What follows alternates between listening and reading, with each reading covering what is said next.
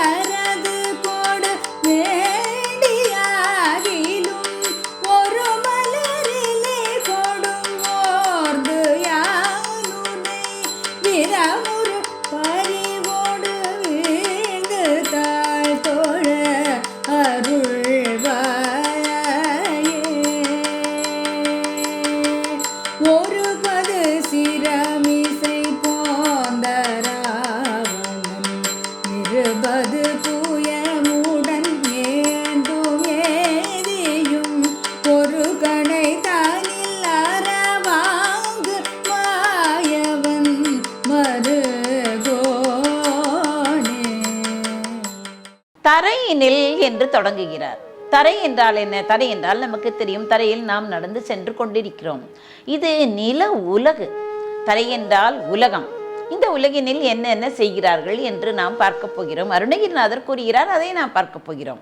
தரையினில் அதாவது பூமியுடன் கூடிய இந்த உலகு என்று பொருள். தரையினில் வெகு வழி சார்ந்த மூடனை நாம் என்ன செய்ய வேண்டும்? ஏதாவது ஒன்றை பற்றுக்கோடாக வைத்து அதை உறுதியாக பற்றி கொள்ள வேண்டும். ஆனால் இவர் என்ன கூறுகிறார்? வெகு வழி சார்ந்த மூடனை என்று கூறுகிறார். அதாவது நம் அறிவு என்ன செய்கிறது? பல வழிகளில் திரிகிறது. அதனால் என்ன ஆகிறது? கெட்டு போய் விடுகிறது. அதனால் பல வழிகளில் திரிந்தும் கெட்டு போனவனும் வெறியனை, எதில்தான் வெறி என்று தெரியாமல் திரிந்து கெட்டு போகிறான். எது வெறி என்றால் என்ன? மிகுதியாக, அதாவது கோபம் அது மிகுந்து போகும்போது அது வெறியாக மாறிவிடுகிறது. ஆனால் எதில்தான் வெறி காட்டுவது என்று நமக்கு தெரியவில்லை. எதில் வெறி காட்டுகிறோம்? ஜாதியில் காட்டுகிறோம், மொழியில் காட்டுகிறோம், மதத்தில் காட்டுகிறோம். இப்படி வெறி என்பது பல வகையாக இருக்கிறது. அதனால் இவர் தன்னையே தாழ்த்தி கொள்கிறார். எப்படி என்றால், வெகு வழி சார்ந்த மூடனே, வெறியனே, எதற்கெடுத்தாலும் கோபம் கொண்டு நான் வெறியனாக திரிகின்றேன். அந்த வெறியன் எப்படி இருப்பான் என்று அடுத்த வரியில் கூறுகிறார். நிறை பொறை வேண்டிடா மத. நிறைவுடைமை, நிறை என்றால் என்ன? நிறைமையாக இருக்க வேண்டும், எல்லாவற்றிலும் பூரணமாக இருக்க வேண்டும் என்று. ஆனால் எல்லாவற்றிலுமே பாதிதான், அதாவது நிறைவுடைமை என்பது இல்லாமல், அதை விரும்பாமல் இருக்கிறாராம். நிறைவுடைமை பொறை என்று கூறுகிறார். பொறை என்றால் என்ன? பொறுமை. பொறுமையிலும் விருப்பம் இல்லாமல் வாழும் மதம் கொண்டு, அந்த மதம் கொண்டு எப்படி இருக்கிறான் என்றால், அந்த தேக மதர்ப்பு கொண்டு, அதாவது ஒரு வீம்பு கொண்டு இருக்கிறானாம். மதம் கொண்டு திரிகிறானாம். மகிமைகள் தாழ்ந்த வீணனே. அப்படி மதம் பிடித்து தெரிந்தவன் என்றால் யானை மாதிரி மதம் என்று நினைக்க வேண்டாம். அதாவது திமிராக இருப்பவன். அதனால் என்ன ஆகின்றது? மகிமைகள் தாழ்ந்த வீணனே. ஒவ்வொன்றிலும் மகிமைகள் என்றால் என்ன? பெருமைகள் தாழ்ந்து போகின்றது. மனோசக்தி, ஆத்மசக்தி, வாக்கு செயல், மனம், வாக்கு, செயல், இந்த மூன்றிலும் நம்முடைய பெருமை குன்றி விடுகிறது. அதனால் என்ன ஆகிறது? அதாவது வெகு வழி சார்ந்து போகிறோம். அதனால் வெறியனாகிறோம். நிறை கிடையாது, பொறை கிடையாது. அதனால் நாம் நம்மளுடைய பெருமைகளை வீணாக்குகிறோம். பெருமைகள் யாவும் தாழ்ந்து போகின்றன.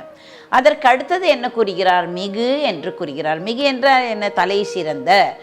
கேள்வி தவ நெறிதனை விடு தாண்டு காலியை என்று கூறுகிறார். கேள்வி என்றால் என்ன? கேள்வி ஞானம். கேள்வி கேட்டுக்கொண்டே இருக்க வேண்டும். அப்பொழுதுதான் என்ன ஆகும்? நம்மளுடைய அறிவு பெருகும். ஏதாவது ஒன்றை கூறினால், அதாவது குதர்க்கமாக கேள்வி கூடாது, அதற்கு தகுந்தாற்போர் கேள்வி கேட்டு நம் அறிவை பெருக்கிக் கொள்ள வேண்டும்.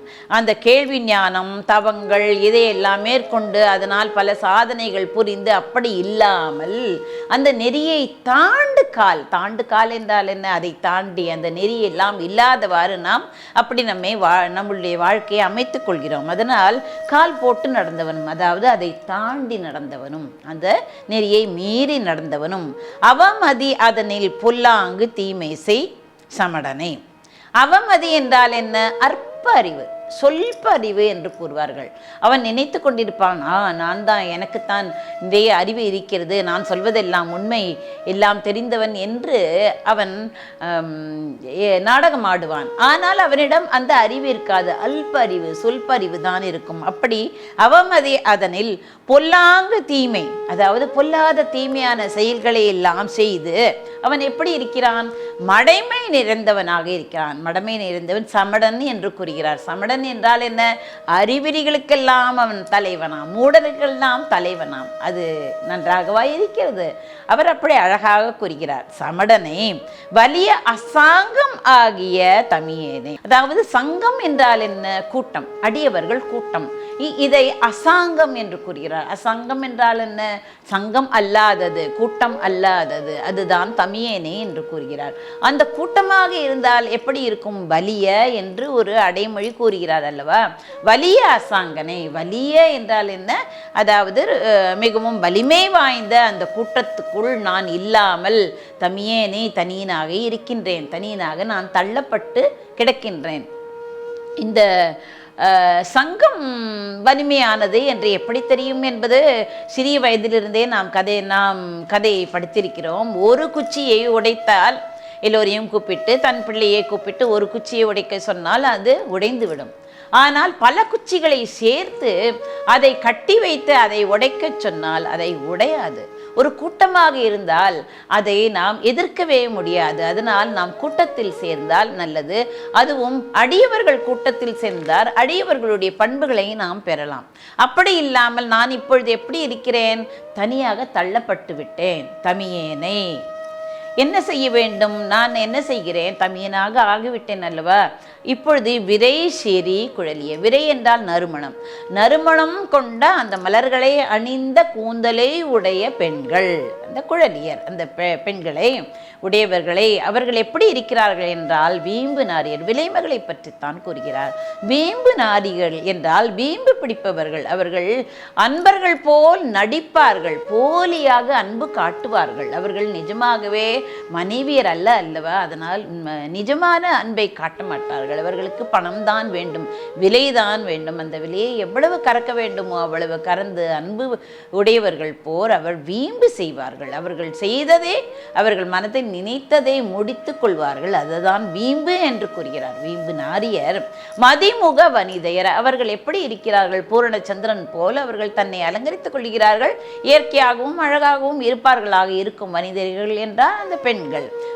மதிமுக வனிதையர் வாஞ்சை மோகியர், வாஞ்சையுடன் மோகத்தில் விழும்படி, எதிராளியை மோகத்தில் விழும்படி செய்பவர்கள். அவர்களுக்கு அந்த பண்பு இருக்கிறது, அவர்களுக்கு எப்படி செய்ய வேண்டும் என்ற தன்மையும் இருக்கிறது. விழி வலை மகளிரோடு, அந்த விழி எப்படி இருக்கிறது, வலை போட்டு, அந்த விழியாகிய வலையை போட்டு வீசி மற்றவர்களை தன்னுடைய பங்குக்கு இழுத்து கொள்வார்கள் என்று கூறுகிறார். எவ்வளவு அழகான வார்த்தைகளை அவர் போட்டிருக்கிறார். விழி வலை மகளிரோடு ஆங்கு கூடிய வினையேனை என்று கூறுகிறார். அதாவது அவர்கள் எடுத்த எடுப்புக்கெல்லாம், அவர்கள் சொன்னவற்றையெல்லாம் கேட்டுக்கொண்டு அவர்களுடன் இன்பம் துய்த்து, அப்படி நான் கெடுதல் ஆகி வினையேனே, அதனால் வினைகள் மிகுந்த இருப்பவனை கடைசியாக அவன் உணர்கிறான். முதலிலேயே உணர வேண்டும், ஆனால் கடைசியாக உணர்ந்தானே அதற்கு பாராட்டத்தான் வேண்டும். அதனால் வினையேனே, அப்படிப்பட்ட அந்த வினைக்கு இருப்பிடம் தந்துவிட்டேன் நான், அப்படி வினைக்கு இருப்பிடமான அடியேனை என்ன செய்ய வேண்டும் முருகா, நீ ஒரு காரியம் செய்ய வேண்டும் என்று இவர் பணிக்கிறார். வெகு மலரது கோடு வேண்டியாகிலும் என்று கூறுகிறார். வெகு மலரது கோடு, அதாவது நிறைய மலர்கள் சேர்த்து கொண்டு நான் வேண்ட வேண்டும், நான் நினைத்த காரியம் எனக்கு சரியாக வேண்டும், நான் என்னென்ன நினைக்கிறேனோ அதெல்லாம் நடக்க வேண்டும், நினைத்த காரியம் அனுகூலமே புரிய பெருமாளே என்று ஒரு பாடலில் அருணகிரிநாதர் பாடியிருக்கிறார். அப்படி நாம் என்னென்ன நினைக்கிறோமே அதையெல்லாம் அனுகூலமாக அவன் செய்வான். அதனால் வெகு மலரது கொடு வேண்டியாகிலும் என்றால் என்ன, நான் என்னென்ன வேண்டுகிறேனோ அதையெல்லாம் நிறைவேற வேண்டும், நிறைவேற்ற வேண்டும் என்று கூறுகிறார். அல்லது நான் அதிகமாக மலர் சேர்க்கவில்லை, ஆனால் ஒரு மலர் இலை கோடும் ஓர்ந்து யான் உனை என்று கூறுகிறார். அப்படி இல்லை என்றால் ஒரு மலர் அல்லது ஒரு இலை எனக்கு கிடைத்தால் போதும், அதை நான் ஓர்ந்து என்று கூறுகிறார். மோர்ந்து என்பதை அதை பிரிக்க வேண்டும். ஓர்ந்து என்றால் என்ன, ஒன்றி நான் என்ன செய்ய வேண்டும், ஏதாவது கவனத்தில் இருந்து நான் அப்படியே அந்த பூவை அர்ச்சிக்க கூடாது, உன்னை என் மனத்தில் இருத்தி உன்னுடன் ஒன்றி அந்த மலரை உனக்கு சார்த்த வேண்டும். ஒரு மலர் இலை கொடு ஓர்ந்து உன்னை நினைந்து உன்னை, அதாவது ஓர்தல் என்றால் என்ன, ஒன்றுதல். யாருடன் ஒன்றுதல், முருகனுடன் ஒன்றுதல், முருகனுடைய அடியுடன் ஒன்றுதல் என்ற அர்த்தம். யான் உன்னை விதம் ஒரு பணிவோடு வீழ்ந்து தாழ்த்தொழ அருள்வாயே. நான் என்ன செய்ய வேண்டும், விதவிதமாக பக்தி உங்களுக்கு தெரியும், நவ பக்தி, அதாவது 9 விதமான பக்திகள் இருக்கிறது. அதை எந்த பக்தி வேணாலும் நான் எடுத்துக்கொள்ளலாம். அப்படி விதவிதமாக உன்மேல் எனக்கு அன்பு செலுத்த ஆசையாக இருக்கிறது முருகா. ஆனால் நான் ஆசைப்பட்ட என்ன பிரயோஜனம், என்ன, அதற்கு நான் அருகதை இல்லாதவன், அதனால் நீதான் அருள் புரிய வேண்டும் என்று எவ்வளவு அழகாக கூறுகிறார். அதில் அவருடைய அடக்கம் வந்து விடுகிறது. எவ்வளவுதான் கெட்டவர்களாக இருந்தாலும் கடைசியில் அவர் பணிந்து போகிறாரே, அதைத்தான் நாம் எடுத்துக்கொள்ள வேண்டும். இவ்வளவு நாள் இப்படி இருந்தாரே என்று கூறக்கூடாது. ஒரு திருடன் இருந்தால் அவனை எதற்காக நாம் அந்த ஜெயிலில் போடுகிறோம் அல்லவா, அவன் திருந்த வேண்டும் என்பதற்காகத்தானே. அவன் திருந்தி வந்தவுடன் அவனுக்கு வாழ்க்கை தர வேண்டும். இவன் திருடன் என்று நாம் கைவிடக்கூடாது. அவன் செய்த குற்றத்திற்காக தண்டனையை அனுபவித்து விட்டான். அதனால் இனிமேல் அவன் நல்ல வாழ்க்கை வாழ வேண்டும் என்று நாம் அந்த வாழ்க்கையில் அவனை ஏற்றுக்கொள்ள வேண்டும். ஏற்றுக்கொண்டு அவனுக்கு பல புத்திகளை சொல்லி அவனை நல்வழிப்படுத்த வேண்டும். அதுதான் நமக்கு உகந்ததாக இருக்கும். அப்படித்தான் இவர் கூறுகிறார். வீழ்ந்து தாழ் தொழ அருள்வாயே, உன்னுடைய தாளில் நான் வீழ வேண்டும். என் சென்னி என்றால் தலை, என் தலையை உன் தாளில் வைத்து நான் உன்னை வணங்க வேண்டும் முருகா என்று எவ்வளவு அழகாக கூறுகிறார். அதாவது போனது போகட்டும், நான் தீவனாக இருந்து விட்டேன், ஆனால் இனிமேலாவது ஒரு இலை கொடு அல்லது ஒரு மலர் கொடு, உன்னை நான் விழுந்து தாழ்த்தொழ அருள்வாயே என்று கூறுகிறார். அடுத்தது ராமாயணத்தை பற்றி கூறுகிறார். ஒரு பது சிரம் மிசை போந்த ராவணன். ஒரு என்றால் என்ன? ஒப்பற்ற. அவன் ராவணன் பெரிய தவசிரேஷ்டன் அல்லவா, தவ முனிவன் அல்லவா, முனிவன் போல் இருந்தான். அவன் அரசனாக இருந்தாலும் நிறைய தவம் செய்திருக்கிறான், சிவபக்தி நிறைந்தவன் அவன். அதனால்தான் ஒரு என்று கூறுகிறார், சிறப்பு அவனுக்கு கூறுகிறார். அவருடைய 10 சிரத்தையும் போந்த ராவணன், சிரம் கொண்டு இருந்த ராவணன் 20 புயமுடன் ஏந்தும் ஏதியும், அவனுக்கு 20 புயங்கள், தோள்கள் இருக்கின்றன. அதனுடன் அவன் சாருஹாசம் என்ற அந்த சந்திரஹாசம் என்ற ஒரு வாளை சிவபெருமன் தந்தார். அதையும் அவன் ஏந்தி இருக்கிறான். ஒரு கணை இதனில் அற வாங்கு மாயவன். ஒரு கணை என்று கூறுகிறார்.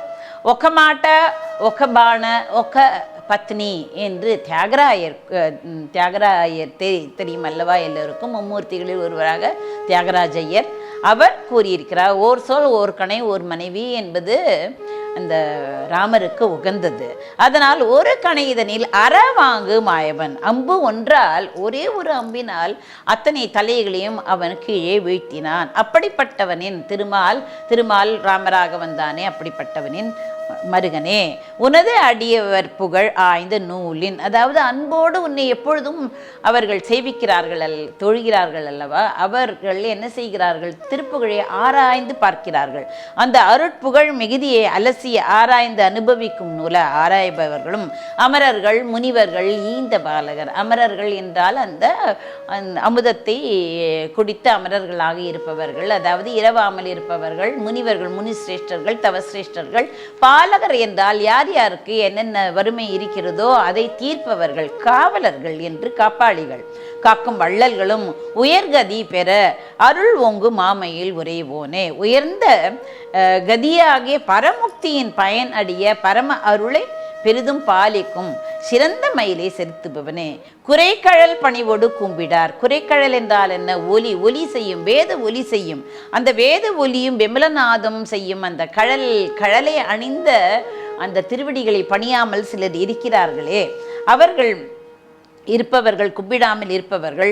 பொறு களம் இசை, யுத்த களம் இசை என்ன ஆகும்? அவர்களுக்கு ஒரு தர்மம் இருக்கும். அந்த தர்மத்தை புறம் காட்டுமாறு அந்த போர்க்களத்தில் அறம் அது தீர்த்த, அறம் இல்லா செய்கையாகிய அக்கிரமங்கள் எல்லாம் செய்த சூரர்கள் குலம் முழுதும் அனைவரும் மாய்ந்து தூளெழ முனிவோனே. அழிந்து போகுமாறு பொறி பறக்குமாறு இந்த வேலை செலுத்தியவனே, கோபம் கொண்ட முதல்வனே, முனிவோனே என்று கூறுகிறார். அதனால் கோபம் கொண்ட முதல்வோனே, கொடு விடம் அது தனை வாங்கியே. அமிர்தம் கடையும் பொழுது அந்த விடம் வந்தது அல்லவா, அந்த விடத்தை அதை எடுத்து கொண்டு வந்து அதை திருமிடற்றினில், தன்னுடைய மிடறு என்றால் கழுத்து, அந்த கழுத்தினில் அடக்கி இரு என ஏந்தும் ஈஸ்வரர். இங்கேயே இரு, உள்ளே போகக்கூடாது, வெளியேயும் வரக்கூடாது என்று அங்கேயே இருத்தி கொண்ட ஈஸ்வரர். ஈஸ்வரர் என்றால் என்ன? ஐஸ்வர்யம் மிகுந்தவர். ஐஸ்வர்யம் என்றால் என்ன? எல்லா செல்வமும் மிகுந்தவர் ஈஸ்வரர். குருபரன் எனவர் கூந்தலூர் உரை பெருமாளே. அந்த ஈஸ்வரனுக்கு, அந்த பரனுக்கு குருவாக விளங்கி இந்த கூந்தலூரில் அமர்ந்திருக்கும் பெருமாளே என்று கூறுகிறார். இந்த குன்றுதோராடல் குமரன் வள்ளி தெய்வியானுடன் இருக்கிறார். இந்த கூந்தலூரில் வரம் தருவதற்காக அங்கு வீற்றிருக்கிறார் என்று கூறுவார்கள்.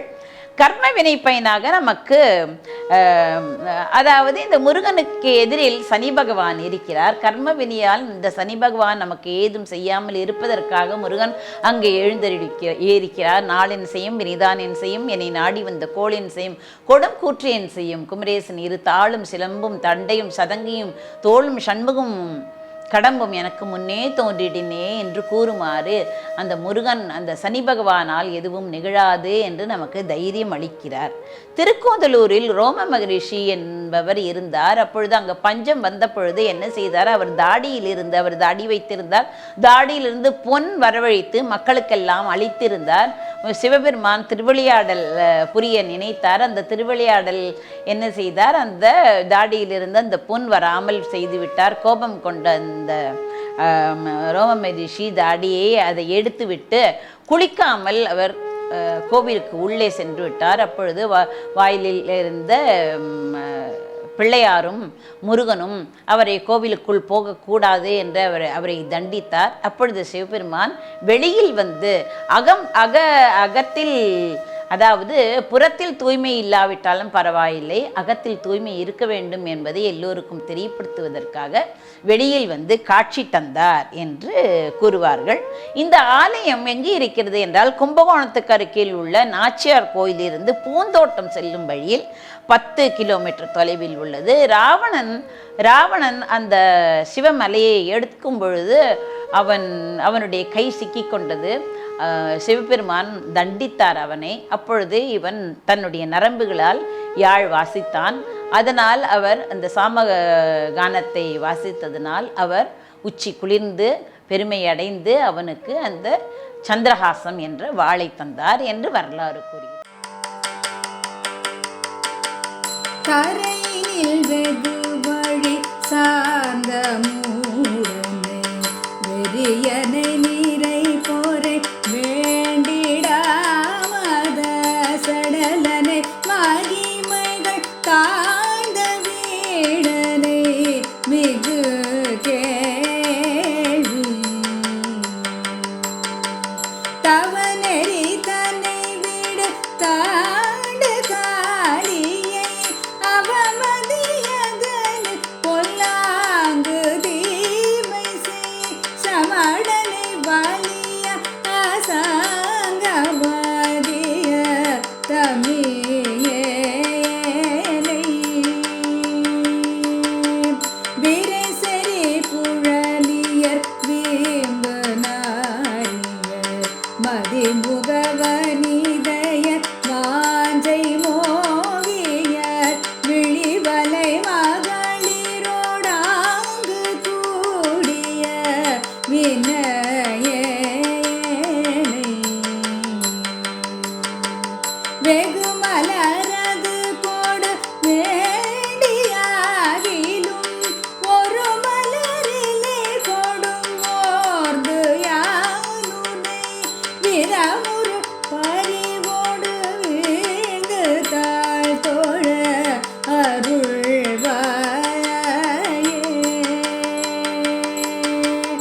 ஒருபது சிரமிசை போந்தராவணன் இருபது புயமுடன் ஏந்தும் ஏதியும் ஒரு கணை தானில் அறவாங்கு மாயவன் மருகோனே உனதடியவர் புகழாய்ந்த நூலினர் அமரர்கள் முனிவர்கள் இந்த வாலகர் உயர்கதி பெற அருளோங்குவாமையில் உறைவோனே குறைகழல் பணிவோடு பூம்பிடார் பொரு களமிசையறமது தீந்த சூரர்கள் புல முழுதானை வரும் மாய்ந்து தூளழ முனிவோனே கொடுவிடமது தலை வாங்கியே திருமிடரில் இருவென ஏந்தும் ஈஸ்வரர் குரு பரஞ்சன மறு கூந்தலூரை பெருமாளே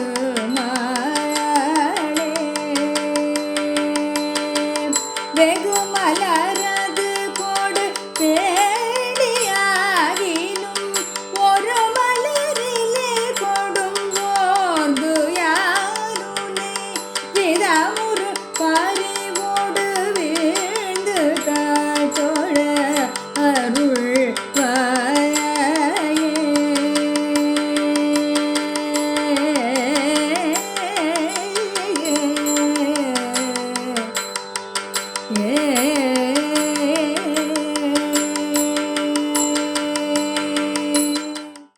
இப்படியாக தரையினில் வெகு வழி சார்ந்த மூடனை என்று தொடங்கும் பாடலில் நாம் இந்திய புராணங்களையும் இந்த நல்ல விஷயங்களையும் நாம் அறிந்து கொள்கிறோம்.